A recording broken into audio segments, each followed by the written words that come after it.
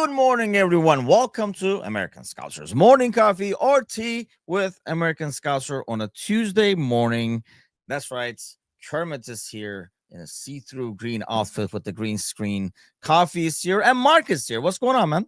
Oh, good man. I've got my coffee. I was at Carragher's bar last night, Oh, celebrating our triumphant transfer window. I was on radio back in the UK, so we thought we'd do it from Carragher's. It was amazing. I woke up in a really good mood today, thinking about. Because, do you know what? I was aware of Alexander Isak's work. I didn't know the club were coming in for him. I woke up this morning. I opened up the news channels or the news websites, and I saw that we'd signed him. For me, that was totally unexpected. I didn't know it was happening. I didn't know the club was interested in him. No, I'd never heard it anywhere before. And then suddenly, boom, it's happened. It's like do you remember when we signed for Fabinho the day after losing the Champions League final? yeah. It was exactly like that, right? Like, It's weird, this window. I mean, Ekitike is probably the only exception, right? All the other signings have been kind of anticlimactic in that sense, where you saw it coming a mile away, especially the three guys in the beginning. I mean, even the Wirtz thing, once we knew it was going to happen, it took so long for it to happen. But when it happened, we were like, yeah, we kind of knew it. But we've seen with the Guehi ordeal, obviously, that it's not done until it's done. That's why the paranoia is almost there. But yeah, I mean, we've been talking obviously over the last 24 hours about the whole Guehi situation. I think we gave it a 9.92 out of 10 or something like that if Guehi deal went across the line.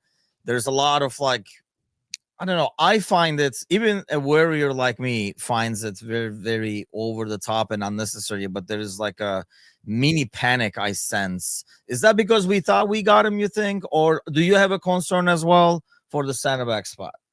I have a concern for the centre back spot. I think in defensively, we just look a little bit light. I wonder. I'm pretty sure they sold Kwanzaa thinking that they were going to be able to get Guehi over the line and in the door. It looks to me like it hasn't quite happened. I think we're FSG and the way the club is currently run, I don't think they sign I don't think just because we can't get Mark Guehi, it's a case of right, who's the next person that we can sign. It was too late to do that. I think he is the guy, right? We saw this with Alisson years ago. We saw this with Van Dijk shortly after that. We've seen this consistently. When they've got a guy that they want, they do everything to get that guy. We saw with Alexander Isak, right? They spent the whole summer trying to get that guy. There was never a case of who's our number 2, who's our number 3 option, right? They seem to think that Mark Guehi is the guy that they want. I think it might just be a case of waiting until January to get him. I feel kind of, if you look at if you zoom out a bit and you look at the transfer window, the way it's worked this summer, you kind of do feel a bit bad for Mark Guehi because he's the one that didn't kick up a fuss. He's the one that was wearing the captain's armband. He was the one that did everything right. And he's the one that's ended up without the move, right? Good boy, stay in South London. Where look at other players, it's not just Isak. There's a number of other players, right, who have worked against the club, their employer, and have got the move to where they wanted to get to. And I think it kind of weirdly, we're all celebrating the sign of Alexander Isak this morning, but actually I wonder if as fans we're the ones that ultimately will get burnt further down the line because we want to live in a world where good behavior is rewarded. And so, if a player did to us what Alexander Isak has done to Newcastle United, we would be absolutely raging. That's the thing that come out of this window, I think. I mean, we'll talk about, who did what and how we thought they did. But yeah, Ozan says, I guess it's true that nice guys finish last. And I think that's basically what has happened. And all the fans who were getting on, and it's never like your team, right? If the guy is doing it to come to your team, you don't view it as like a negative. I mean, like we never have, it's with every fan base. It is what it is, right? But when people were talking about, oh, it's so unprofessional. You signed the contract, you should live up to it, and you should do this, you should do that. You're supposed to be a professional. And now we see at the end of this window that being a professional doesn't pay off, and the club does not care if you're professional. Club can screw you over either freaking way. And I think if you're a player, right? Like we're looking at the window now afterwards as a fan, but if you're a player, the lesson you learned from this window is take care of your own business and don't care about the optics, don't care about anything else. Listen to your agents is basically every player probably what they learned from this. Yeah, absolutely. I mean, it's happened to us over the years, right? I mean, you can go all the way back to Steve McManaman running his contract down.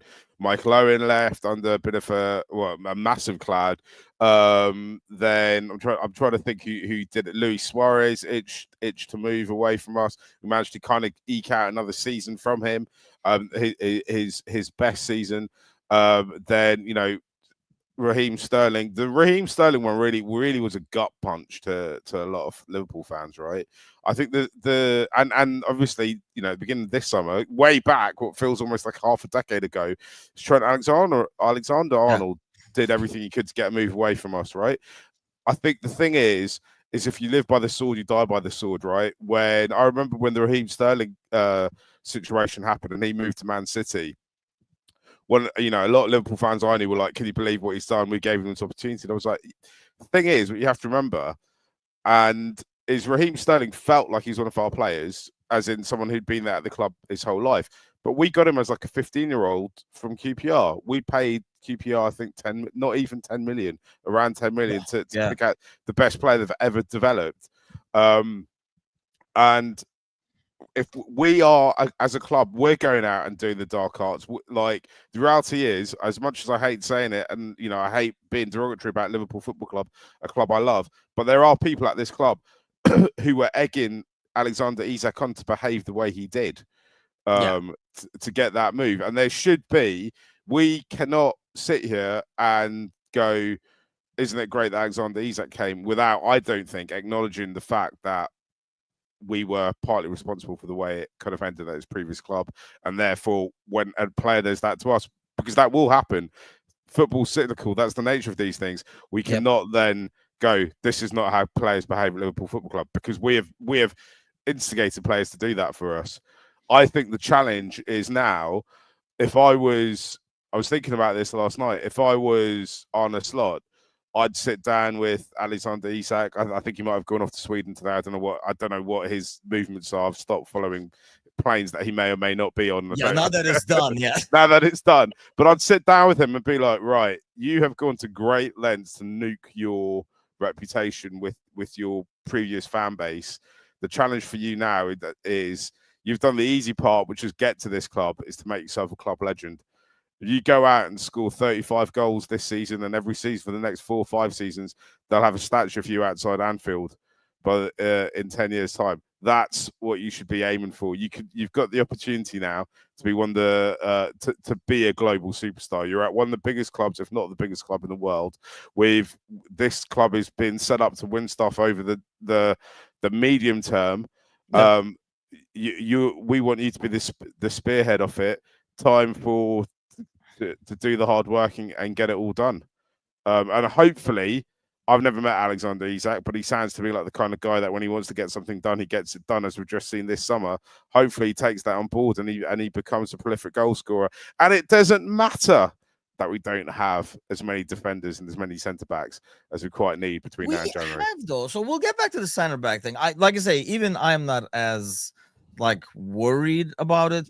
Maybe because I saw Joe Gomez this weekend playing an excellent 15, 20 minutes there. I think there was a big, I don't know, maybe a week or 10 days ago when we were talking about it, there was a big unknown about God knows how long he's out now. Because sometimes, Slot says, fitness and stuff like that. And then you don't see the guy for 2 months. So I did not know where we were at with him. I think, and going back to what you were saying, I think the fact that it will be probably done in January. I mean, it's not like we even had a time for a plan B, because Crystal Palace, and I feel like it looks horrible on Crystal Palace.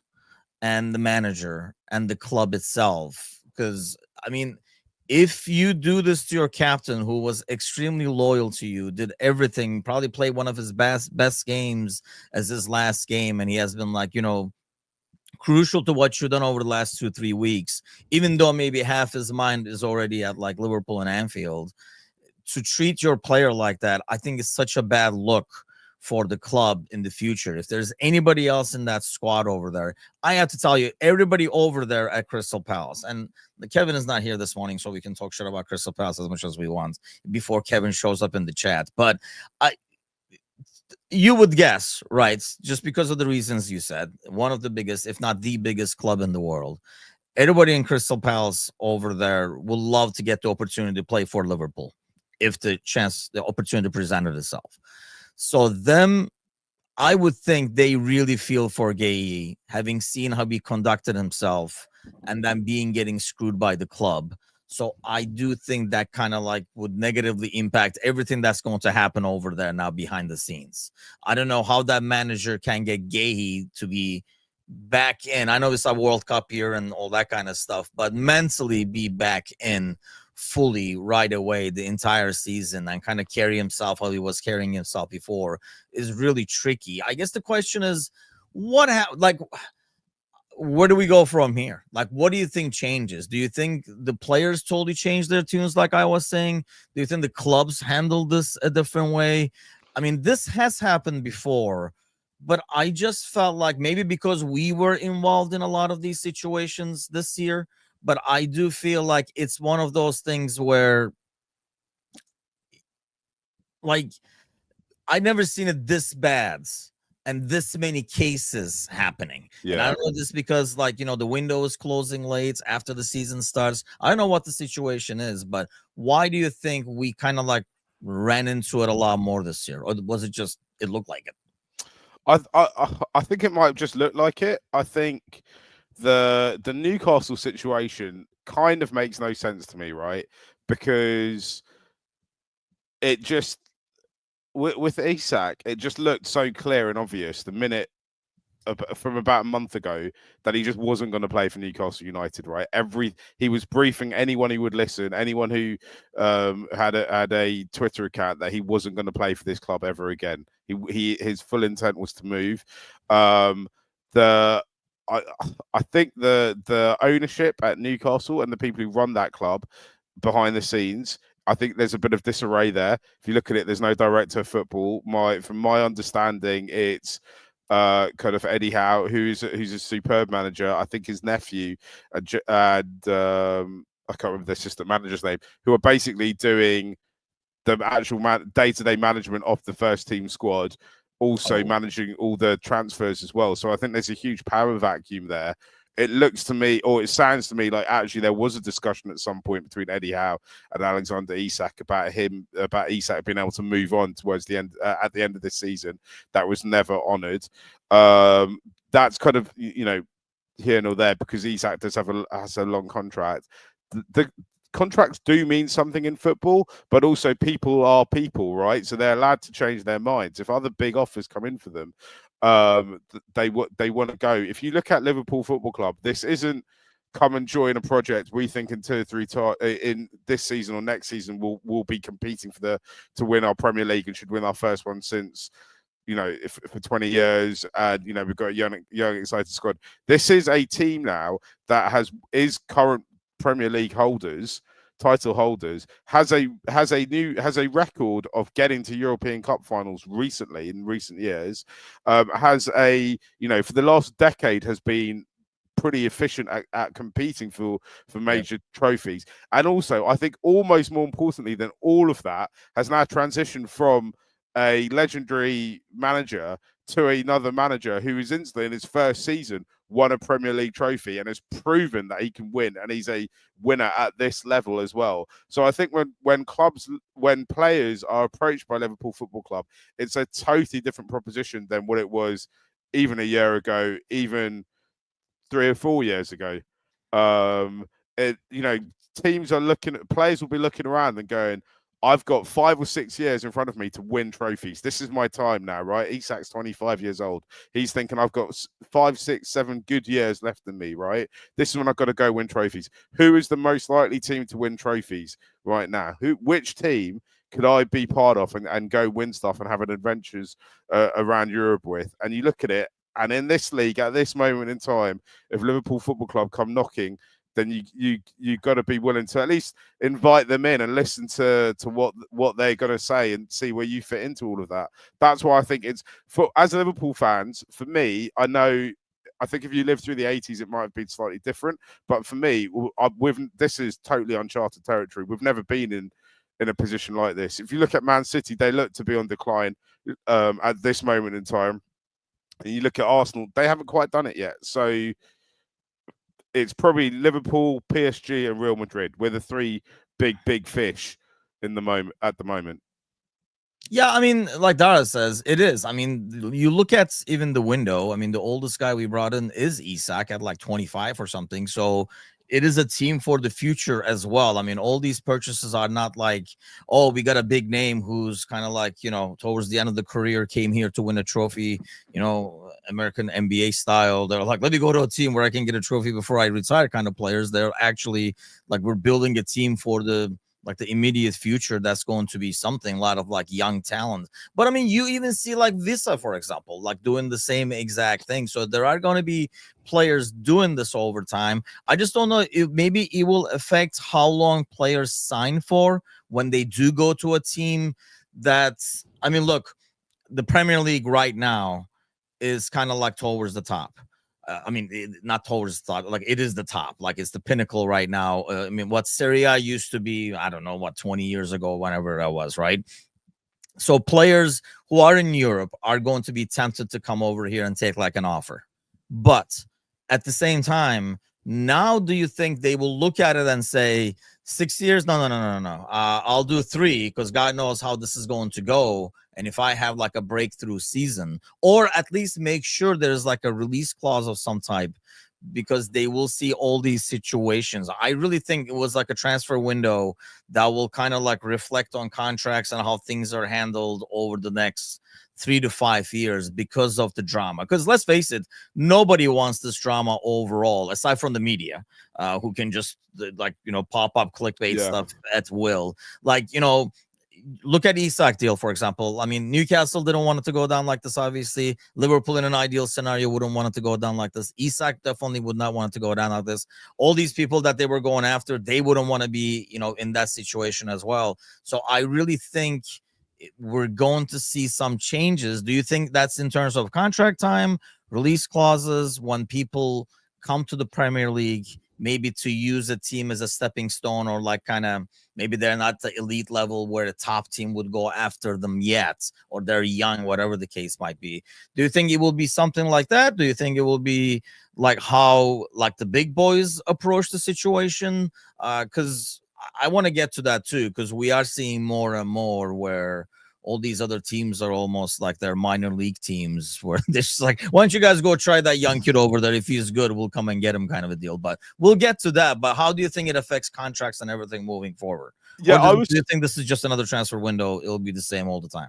I was surprised when I heard that Isak signed a 6-year deal, right? Because it appears to me that it was the length of his contract that was stopped him getting out of Newcastle United. Though I wonder if, because I think 6-year deals are still quite a relatively rare thing for Liverpool Football Club. We're kind of normally like 3-year guys, right?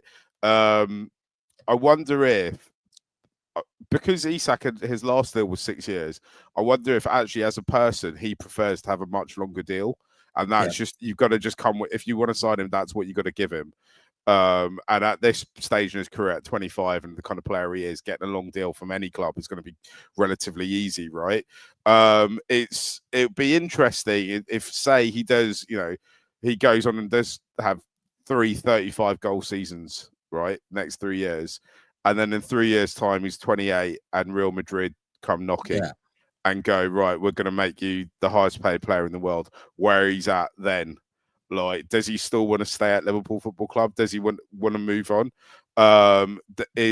at that point, is having a 6-year contract, is that a hindrance for him to try and get the move? If he had a 4-year contract or even a 5-year, he'd be in a much better position to leave in 3 years' time. Or also, you've got to take PSR into it, right? Because if you immortalize, if you take the fee spread over 6 years, it's a lot style, Chelsea style, right? So for me, the contract situation is, it's almost like it's too meta to really think too deep about it, because every player is going to be unique and different about the way they approach it, right? If you look at when I'm just, maybe these are bad examples to use, and maybe it's because I just see them as good English kind of blokes, but like when Jordan Henderson and James Milner were in their kind of Liverpool pomp, I never got an impression that they were ever itching to go away, or that their head would be turned easily, right? I think when you come to Liverpool Football Club now and you buy, firstly, they're not spending the kind of money that they're spending speculatively, right? They're not spending all that money on Alexander Isak because they think Isak or Ekitike, like one of them's going to kind of do all right. I think the days of Liverpool Football Club making speculative transfers at any level is basically over, and they've spent way too much money to do that. So when they're spending that money, it's for a reason, and they've got a plan for you. I also think now Liverpool is trying to be the end destination. I wonder if, though, in 4 years' time, the art of FSG running the club is, when do you get rid of these £100 million players? Is there a moment? Can you try and, can Florian Wirtz it could have 8 really good years of the season, would still only be 30, and you could probably still get 60 or 70 million for him, depending on obviously the way he develops, what player he is. But you could probably, if you could recoup half of what you paid for him in 8 years' time, you're doing really well, aren't you? I think we're gonna see. I mean, you even look at this summer, right? I mean, there's a lot of outgoings. I mean, the net spend is, we were actually, I think it was yesterday's show, there was like a lot of back and forth about who's net spend, and the net spend is not that the Guehi thing did not happen. I think the Guehi thing did happen. We were about the same as Arsenal, but we're a lot less than Arsenal now in net spend. And I think with Edwards and stuff, I think that's one thing that's going to change. One, if you look at Slot's career, he does like a lot of turnover in the squad. Some of them probably maybe perhaps not by design, because he was in selling clubs before, right? But when you look at Edwards and stuff, I think, what we had during the Klopp era in terms of maybe hanging on to people past their expiration date in some ways, and like for maybe comfort reasons or continuity or keeping the team, concepts and everything like that, like I feel like those days are kind of gone. A lot of the players that maybe we had play out their contracts or hung on to for another 2 years and stuff like that would not be in the same situation now with this new regime. So I think, Cersei is worried about people being sold, but I think we will see a lot more of that moving forward in terms of, a lot more rotation of the squad, if you will, the turnover, where you're going to sell some players, and it will be not very popular decisions, similar to the Diaz thing, for example. I mean, as much as people complain about Diaz when he was playing, there was a lot of when he left, like, oh, why did we let him go and stuff. I mean, and same thing with Elliott. I mean, I think that's a good example of a player that many would like to hang on to just in case, kind of a thing. But I don't think it's good for the kid. This is a lot better for him to play regularly. And then, if you move on, some of the young players, maybe you don't feel like he's going to be there, but like Kwanzaa, you put like a buyback clause and a sell on and all that kind of stuff, the contracts that will benefit you in the long run. I think that is going to be the way moving forward. But I think for like Liverpool, I mean, we're going to record Rival Bros with my brother later on today. And we'll talk about like the United's window and all that kind of stuff and have some fun that way. But he was telling me this, and he was like, man, I don't know if we're getting old or whatever, but I want to ask you, bigger teams kind of swallowing up all the talent. I mean, it's never going to be all the talents, obviously, right? But if you look at it, I mean, I think, let me go back over here. I think it was Liverpool goals puts like these are like the backups, which this is probably like a good thing to look at actually, because you can kind of see like the depth and stuff like that overall.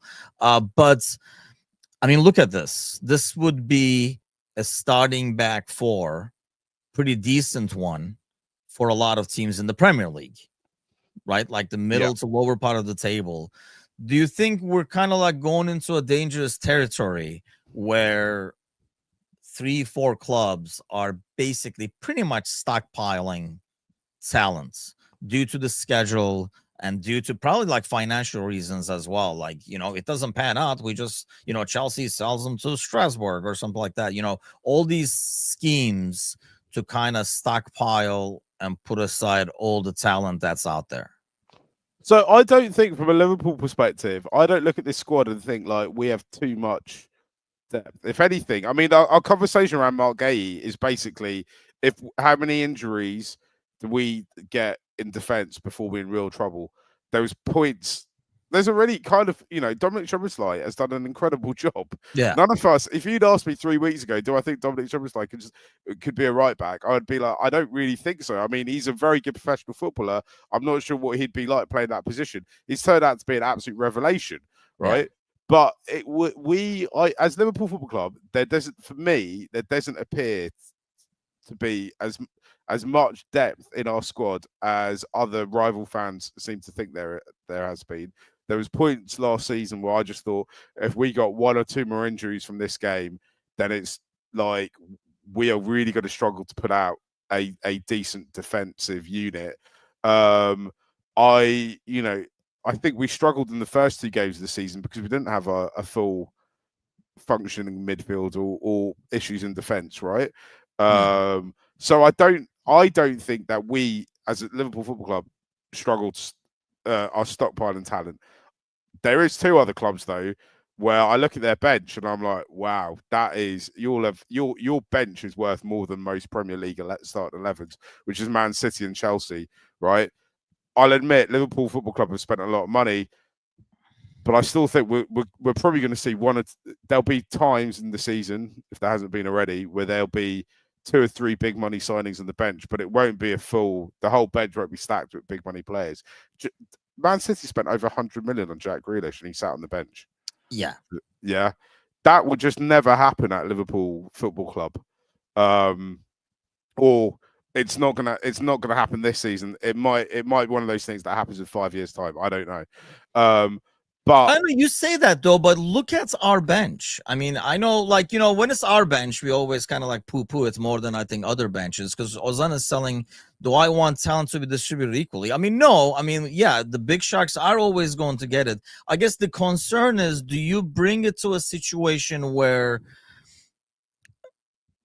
you end up being like Bundesliga? I mean, do you take away from what the Premier League is by having some of these sharks a little too big? Albeit it's not going to be just Bayern or something like that, not one big boy, but you kind of like really water it down to where the 3-4 teams up top are way up there, and with the Champions League, the money coming in, if you increase that gap, do you take away what is the best part of the Premier League in terms of, like, I don't want to say parity, but because the money is there, the quality is there throughout the league. So I think that players want to play football, right? If you look at like Harvey Elliott, he could have stayed at Liverpool Football Club for the next 5 or 6 years.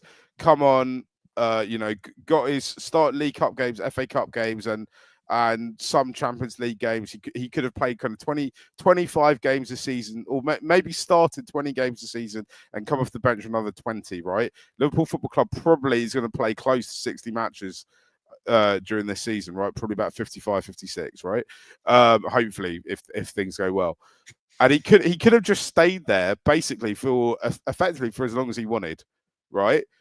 But on some level, he's gone, no, I want to be a starter. I need to play more minutes. And Jack Grealish going from Man City to Everton has done the same thing, right? Particularly around World Cup years, years that end in European Championships. That's when a lot of the talent want to go out and get minutes. right?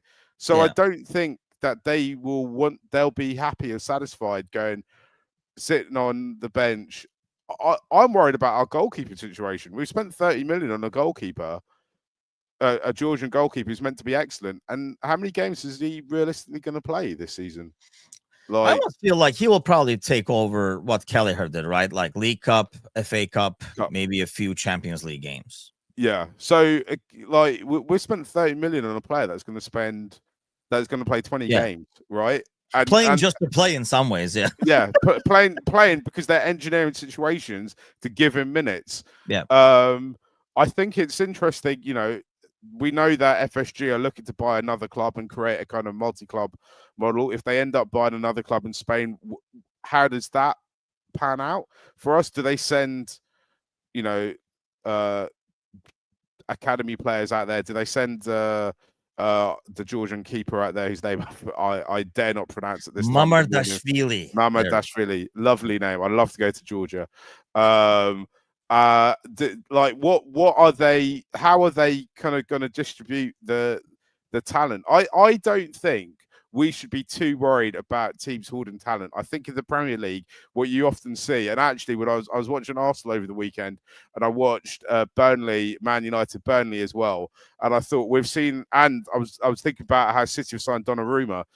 We've seen for so long this free-flowing, playing it out from everywhere, passing everywhere, Premier League football, and I wonder if we're at a point where actually there's going to be a kind of another tactical change, and players and the style of football that we associate with the league changes slightly, and it becomes a little bit more defensive, and it becomes a little bit more pragmatic, and because of that, we'll see another shift in players, we'll see another shift in managers. Trends change. I mean, Alexis McAllister was signed from Brighton. At Brighton, he won the World Cup. A superstar midfielder was at Brighton Football Club winning World Cups with Argentina. New trends emerge. There is so much money involved in this league at this moment in time, and it's the most functional football league on the planet. That there will always be people coming in, investors, you know, very rich people from all around the world coming in, trying to spend money and change the way things are done and look for different ways to do things. At the moment, Liverpool is head and shoulders above everyone else in the ways it uses data and the ways it scouts and finds players. There'll be a time when other clubs catch up with us on that, and either we move off and do something, you know, we change at what we're doing and do something else, or another club exceeds us and carries on. I think it's great that we signed Alexander Isak, but if you've given Newcastle that much money for one player, it means that they've got a hell of a lot of money in terms of PSR, and they could next few windows go out and basically spend as much money as they wanted signing whoever they wanted. I mean, they pretty much already spent it though on they made the two strikers. I think they would have probably done a lot better. To be honest with you, I think it's like a horrible window by Newcastle overall. Probably will go down in history as like a horribly run window, because I do feel like if they did this deal a lot earlier, they would have been able to convert that to 3-4 players, but they kind of waited till the end of the window and probably overpaid for some of these guys. I mean, I don't think like Bisa is worth that, for example, or the dude they got from Germany. They could have probably gotten him for like 10-15 million less if they went after him when everybody was going after Gyökeres and Ekitike and stuff like that, but they mismanaged it. I mean, Dara says the Premier League will never be like Serie A and La Liga. I just hope so. I mean, I guess that's while because of the income of the Premier League, the bottom of the league can't have ridiculous talent like you're saying. Even then, with all the stockpiling going on, I do worry about the in-betweens of the guys who go to the Champions League and bring in an extra 100 and 150 million every single season, and compared to the other ones where those guys keep getting stronger, and that I just worry, I guess, that gap can increase over time. If it's properly spent, you can kind of see from us that you can really pull away. And you would think, I guess that's a concern more than anything else. I don't know if it will happen. Dara might be right, where it will not happen. It will keep kind of like, like it will be the same cycle. You'll have a healthy mid-table, if you will. But I do think the multi-team thing, which we should do just to be able to keep up with ones that are doing it. But I think it opens that door where you can stockpile even more.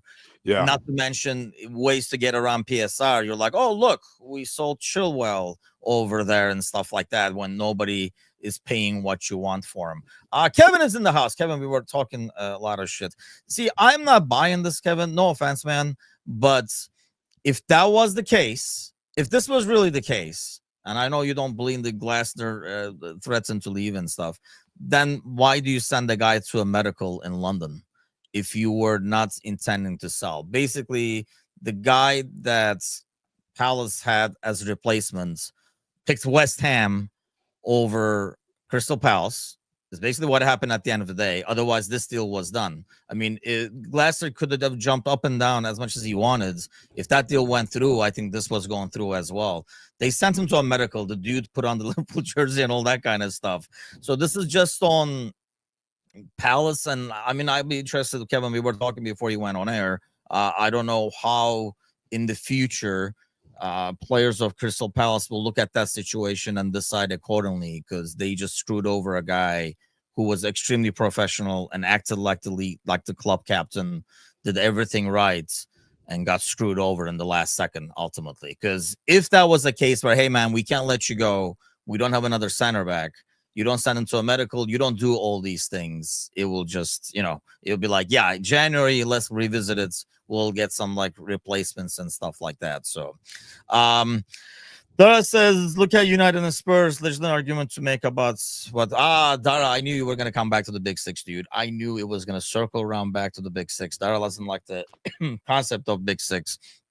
But I think it is another thing. I mean, aside from their regular income, the Big Six, like Uniteds of the world, they can finish 15th, 16th. They still have the commercial income to be able to, spend another like. That's only United though, right? I think if Liverpool Football Club finished 15th or 16th, if we had a terrible season, I don't know, eight ACLs in a game, and then didn't pick up a point for 15 matches or whatever.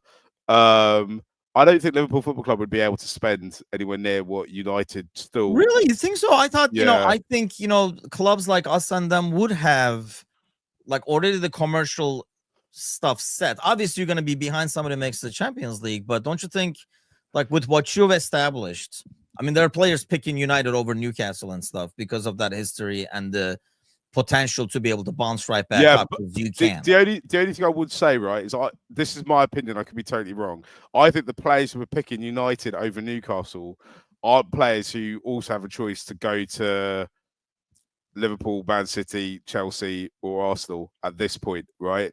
So I think you can look at both those teams and go, Newcastle are kind of doing better now in the Champions League and all that. Mm-hmm. But could Manchester United get to that point in 2 years' time when I'm much more settled than Manchester, and could I be the player that propels them into it? Yeah. I don't think Embremo or Kuna are players, or Sesko. Those aren't players that, I'm not saying that they wouldn't be in the squads of the big four teams at the top of the league at the moment, but I don't think if they were in the squads they'd be starting too much. Matthias Cunha is way too tactically and disciplined to be at Liverpool Football Club or Man City or Arsenal or even Chelsea, right? So I think that it's not really comparing. It's the comparison isn't quite right. I think if you're Newcastle or Aston Villa or one of the other teams, because you could throw someone like Bournemouth, Nottingham Forest, or Brighton in like there. The 5th to 10th. Yeah. Team. What you really want to do is just consistently try and get into the Champions League. If you have 3 or 4 seasons off it and you're able to hold your squad together for that, then I think that's when you really players' heads start to go, would I go to Man United or would I stay at Brighton? If you like with Man United, I also think they've probably got maybe 3-4 more seasons of being able to, if they don't turn it around, of being able to sign really good players, because this is 11 years since Sir Alex, 11 years since they last did anything of note, basically. Yeah.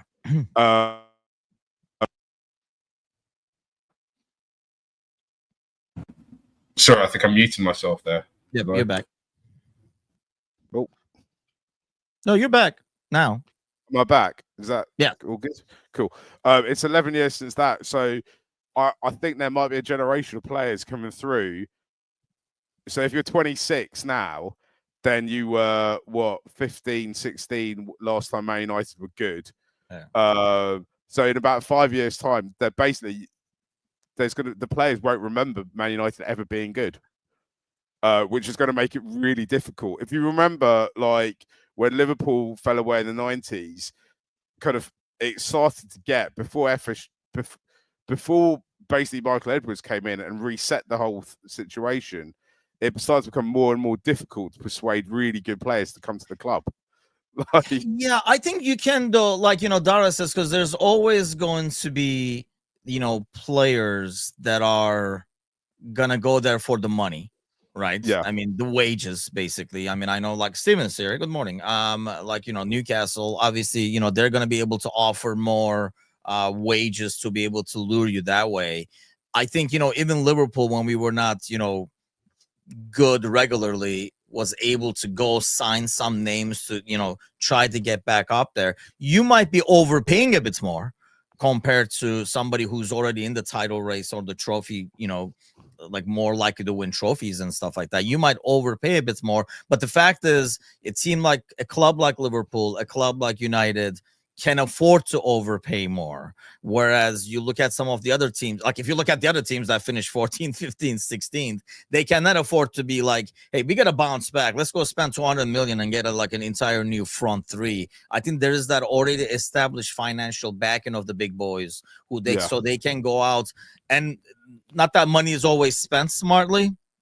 And you might be getting somebody you're either really overpaying for. So obviously, if it doesn't pan out, and which is what happened to United, really, is they've had to overpay and made bad decisions on top of it. Well, now it's hard to get rid of the guy because you overpaid him and nobody else is going to pay that. And it's kind of like a vicious cycle. But I think clubs like United and Liverpool, even if they finish 10th, 12th, 15th, will have like the financial means to roll the dice and try to get some big names to get back up there, whereas the other guys don't.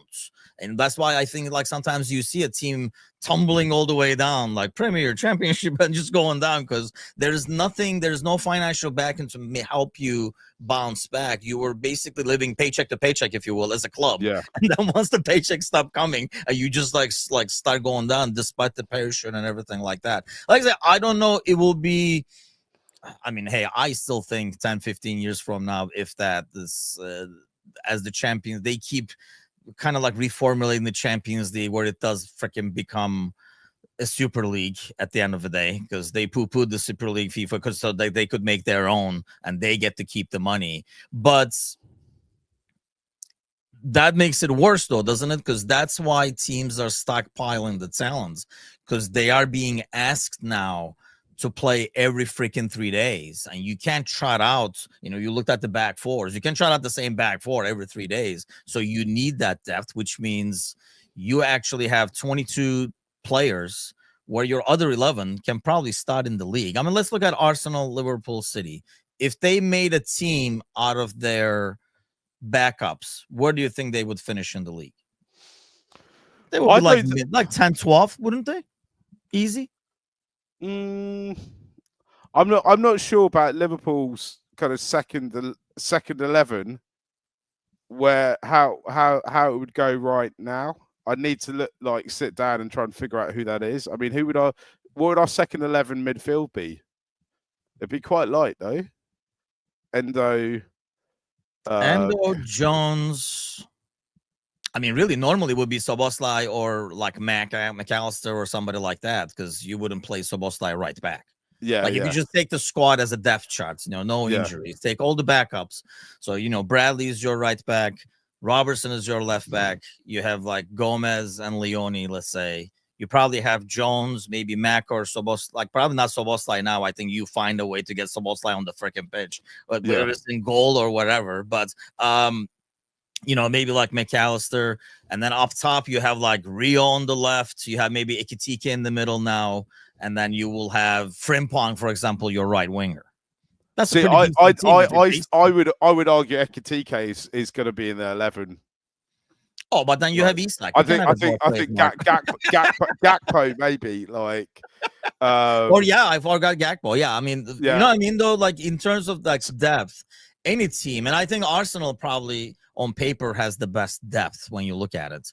But that's, I guess, my thing is like when I say stockpiling, you have to. I'm not blaming the big clubs for it because they're being asked to play like every 3 freaking days, so you have to have that depth. Yeah, I mean, I still think that I spend a lot of time worrying about who's going to play, what's their 11 going to be like, and you know, it's I would have tried to keep Harvey Elliott. I would have also tried to keep Kwanzaa as well, just in terms for depth. Obviously, we've got a lot of money for those two players, and you know they go with my blessings as well. But for whatever that's worth, I yeah, I because also remember, you know, Brentford will have as many players as we have. We're a professional football club, right? You can't just Yeah, have 15 players. You've got to have a whole squad. I mean that's for injury reasons and stuff. I get Yeah, that, but I'm talking about like the quality of the depth. yeah. I mean, because sometimes like I think centre back is a really good example of this. Because how do you approach it? Do you go, right, we want somebody who can come off the bench if we get an injury in a game, and somebody can play all the cup matches and maybe a handful of important games. That's a funny comment. Like, or do you go, we want somebody who can be the next Virgil van Dijk or the next, you know, Yeah, who we think can start games for us, because you're just not gonna, especially with centre backs where you just need to play football, right? yeah, Like, will you be able to keep them satisfied enough to stay at the club? I think that's why I also think like Joe Gomez. I mean, he's been at the club for years.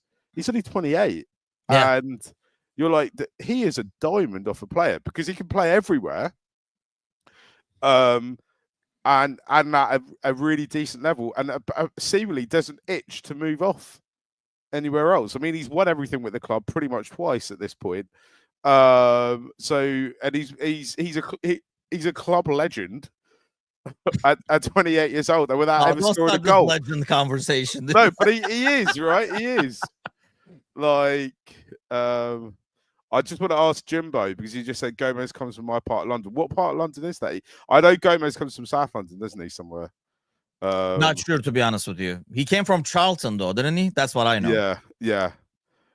Which is in the southeast London. So I don't know. I just want to know whereabouts he's actually from. He can play up front. You never know. Yeah, I guess he hasn't. No one's given him the chance. Has he had the chance? No. Play him up front. I want to see the speeds, so he can be a winger or something like. Yeah, do you make Gomez a legend? I love Gomez, by the way, and I think I was. Oh yeah, see, like Charlton. I with Gomez, man. If I feel so bad for him, because I think if he was healthy, if he could stay healthy, he would be a legend, because we'd be talking about a Van Dijk Gomez, kind of like a duo over this entire, like, the last decade or whatever, almost, you know, like how long has Van Dijk been here? Like 8 years or something like that, right? Yeah. So we'd be talking about that, I think, if he stayed healthy, because I mean that season when they were together, because Gomez has all those qualities in terms of like pace and stuff like that. He was unreal when he came in against Arsenal, by the way. I mean, especially in the air, like some of those headers he cleared was like Van Dijk like. And Gomez, like any center back, has that like weird error in him at times, but I love him as a player and I love his demeanor and stuff like that. But I don't know if he will go down as a legend. We always talk about this. I think the fact that he's been there for so long, right? If you look at this era, he's like the only consistent, or no, not the. He's the most consistent, right? He's been there. I think he's been there a decade now. I think he signed when he was 18. I think like 2 years ago he was the most tenured player. So I mean, he's like widened that gap. That's for sure. Yeah, I mean it's wild. I can't. Who would have been the manager? Was it did Rafa sign him, or did Roy Hodgson sign him, or I can't even remember how long ago. The Rafa signing. I mean, to have lived through Rafa, Roy, Kenny, Brendan, Jurgen, Now Arda, like, wow, what he's got to be a legend. That is a roller coaster of a ride for a player. So Yeah, 3 different managers. Is it just 3 or is it not more? Yeah, actually, I'm not. Did Brandon bring him? I don't have my phone, so I can't even. Oh yeah, hold on. Search it. Can someone search when? Oh, Roger signed him apparently. Okay, so that's what yeah, okay. I don't know why I thought it was right. Maybe it was not that. Yeah, 2015. So it has been literally a decade since he's been there. And yeah, I mean, look at his picture. He was literally like, he looked like Rio, like age-wise, just a little kids, basically, when we like signed him, like a young kid. And yeah, like I love him, and I really do hope that if he stays healthy, that's why I'm not worried about the center back position. And I feel like we just have to get past 3 months over here. I know Kevin is thinking he will be there until, and he will go free next year. But I do think that Guehi thing happens in January. They make it happen in January, even if it is a sign in January and then we'll see you next year kind of a deal. But I do think he comes over in January because he can't be too happy, Kevin. I mean, I know, as Crystal Palace fans, they will like to think so, but you don't and I don't mean to insults, Crystal Palace, but you don't get the guy to a medical. You don't bring the steak in front of him and then in the last second be like, nope, sorry, here's the hamburger helper. You still get to eat though, kind of a deal. So I think, he was up here, he was already gone. If you're doing a medical, you're wearing the jersey, you're doing the media. There is one thing though. There is one thing that I think could keep him is depending on how they find that the European Conference Cup. That's what it's called, isn't it? I mean, Palace in January could turn around to him and be like, look, we're 5-6 games away from winning a European Cup, a European competition, because they'll be favourites for that. They should win that. Yeah, I don't know who else is in that, to be honest with you, to be able to compete, because that's kind of like the lower version of it. And it's not like before where people drop down from Champions League to Europa or the Conference League. So whoever is in there now is there now. But I still think they would get someone as his replacement and let him go. Ozan says, how much will his market value dip? I would think maybe 20 or something like that at the time. And it really depends on our situation too. If you have a healthy Gomez and Konate, do you do that at the same time? I think it all depends on Leone, right? If they think actually this guy can play, we can drop him straight in. He doesn't need any more time with our coaches or whatever. If he proves himself out, then I think they'll probably end up waiting to summer and just get him for free. And I think at the time, that's in some ways, that's an ideal scenario. Everybody stays healthy. Leone plays great. Gomez is healthy. And then you get Guehi next year for free. And then probably Gomez gets a contract somewhere else at the time. Or if Konate is gone, you're like, that's fine. Gomez can never leave. He can never leave. He can never leave. Scores, he should not leave. What do you give this window, though? I mean, we talked a lot about it over the last couple of days, but if you gave this window a grade, I know it was probably going to be a perfect window with Guehi. With the Guehi thing hitting the post in the last second over there, going out of bounds. I still think it's a 10 out of 10, right? Really? Yeah. I mean, Liverpool Football Club doesn't act for the short term. Sometimes, occasionally, you have to go get a goalkeeper on loan for the short term or whatever. But this is a window not for this season. This is a window for 3-4 seasons time, right? We for the first time in my life ever, we have gone away and signed in the positions we need. We have arguably signed the best players available for that. Florian Wirtz. I mean, everyone I know from Germany was raving about this guy. The starting to see glimmers on Sunday against Arsenal. Well, I just thought this is absolutely he's going to be a player. He's a player. Yeah. Hugo Ekitike. There was a few questions. Some people had a few question marks whether or not he'll be able to do it in the Premier League. He just hit the ground running straight away. Unbelievable signing. And then Alexander Isak, we've gone to another team in the league who, whether or not we think it's true, they thought they were competing for the Premier League, right? They thought they were maybe a season or two away from competing with us to win the big things. And we've gone and got their best player. And we've not got them at 32 or 33 or 34. We haven't signed them after the event. We've signed them as he should be approaching his prime. That's an unbelievable piece of business. I thought Kirkes is coming good as well on Sunday. Frimpong, again, he's another player that's coming really highly rated from around the world. He's had a bit of bad luck with injuries so far.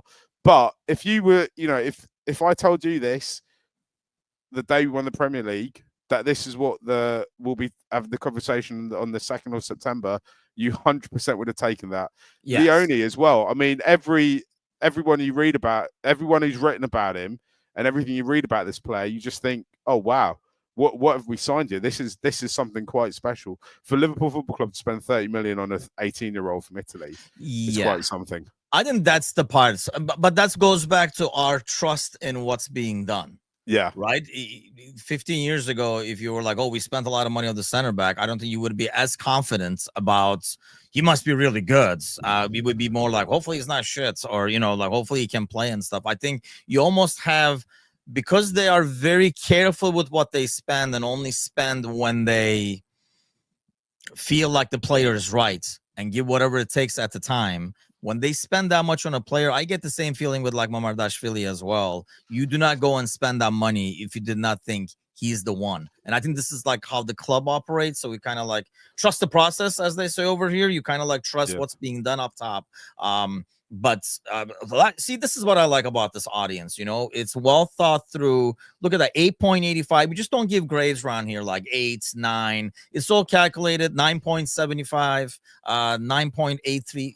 Because there's a math to this. It's just not giving out grades. But the outgoings I think that's like the biggest thing. When you look at what we've done in the past, I think that's one thing that has been really impressive this offseason, is being able to generate that income. So despite getting all this in, having everybody talking shit about like us buying the league and stuff like that, you look at the net spend, and I mean, I don't know, like I hear like other fans from like different clubs sometimes saying, there's a little envy there. There's like a lot of like trash talking and banter, but there's a little envy in how the business is being done overall. And I know, I'm sure there's some FSG out people. They popped their heads out yesterday when the Guehi thing went down, like it had anything to do with Liverpool kind of a thing. They popped their head out, so they're still out there. I saw a couple popping their heads out, and then they went back into hiding. They'll come back out eventually, I'm sure. But I mean, when you see how this club is run, I don't see any other club where I say, I wish we were run like them. I mean, I can't believe how well and efficient we're run. I just, we live through Fabio Borini being the solution to things. We live through Joe Allen being the Welsh savvy. We live through the Roy Hodgson. Oh my gosh, my therapist has heard a lot about Roy Hodgson over the years. We and I don't, I think this in my lifetime will probably is the moment to be a Liverpool fan. Yeah, Milan Ivanovic. Oh my gosh, I just cannot believe Liverpool FC won the league. They won the transfer window, which is a phrase I kind of hate, but it's also quite funny. Just incredibly well run. It's set a blueprint for the way football clubs should run.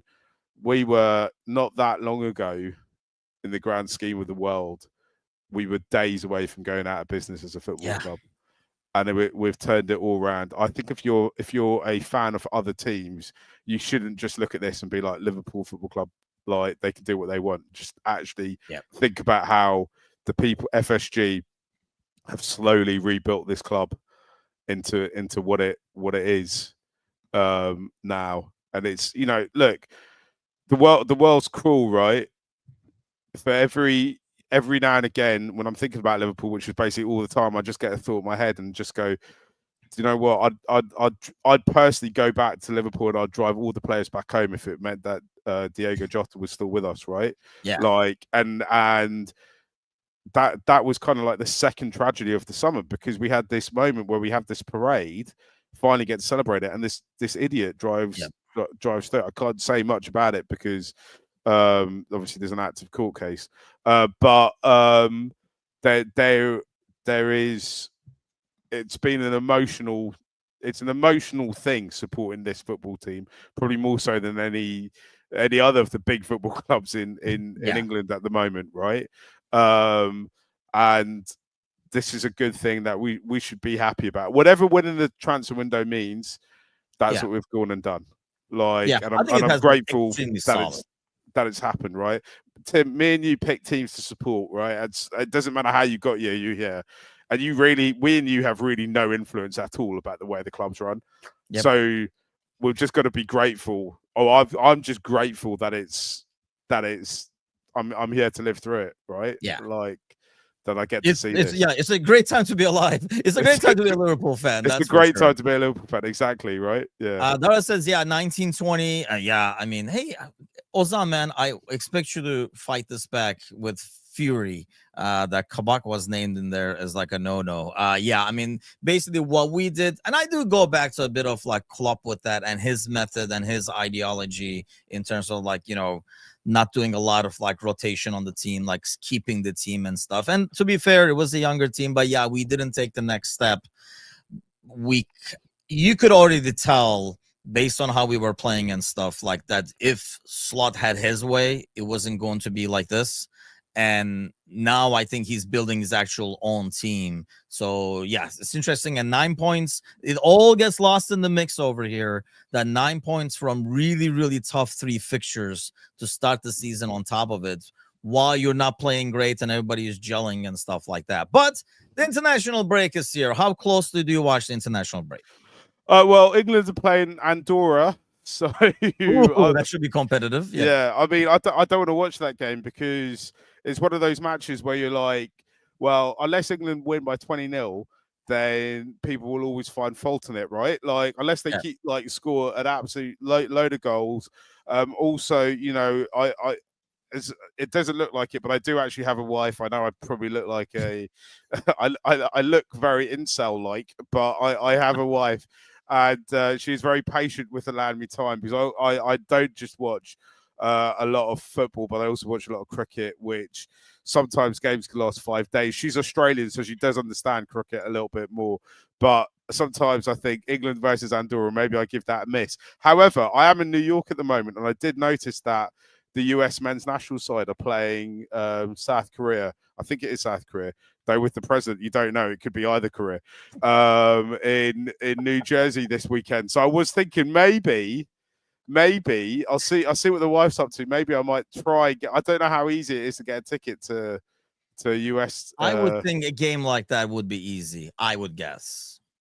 I'd love to go. I might try and go and see them this weekend. What about you, Tim? Do you keep a close eye on it, or? I'll watch Turkey. I mean, they're playing. Actually, they play Mamardashvili's team. I want to say Thursday, and then they play Spain, which is not going to be a fun one. But I'll watch. I do follow the national team. Like some exciting players out there now, like Arda Güler, Kenan Yıldız, and stuff like that. So it seemed that, you look at now and you can also see what they're going to be in like 2-3 years and stuff like that. So it's kind of like more exciting times to watch this team.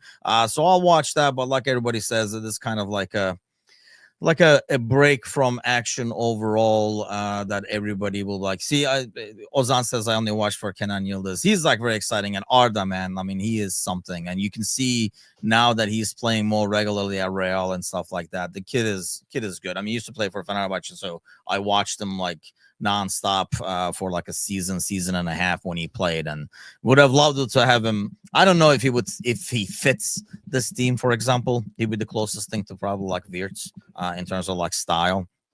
But I would have loved to have him over there. But he's still young. Hopefully he gets a move to a big club like us soon enough. He'll have to act it out. I'll tell him the Isak book of getting out of your club.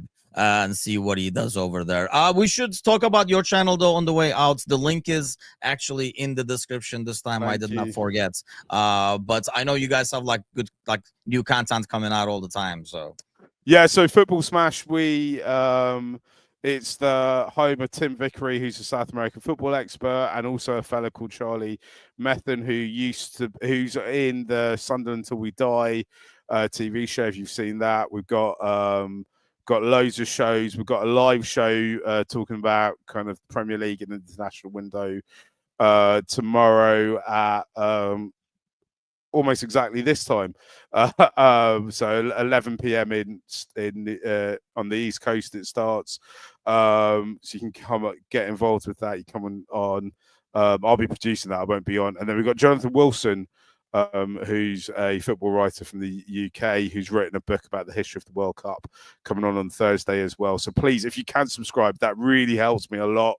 I'm just trying to get to grips with trying to put what used to be audio only shows online. So all subscribers are much appreciated.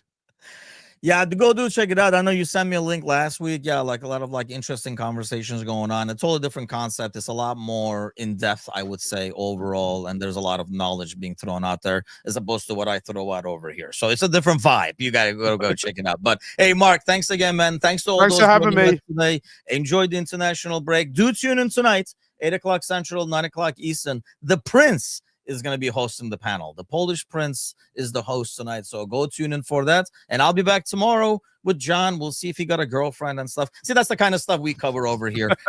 John's love life, as opposed to what they covered at Football Smash over there. So, but have a great day, everybody. We'll see you guys soon. Take care.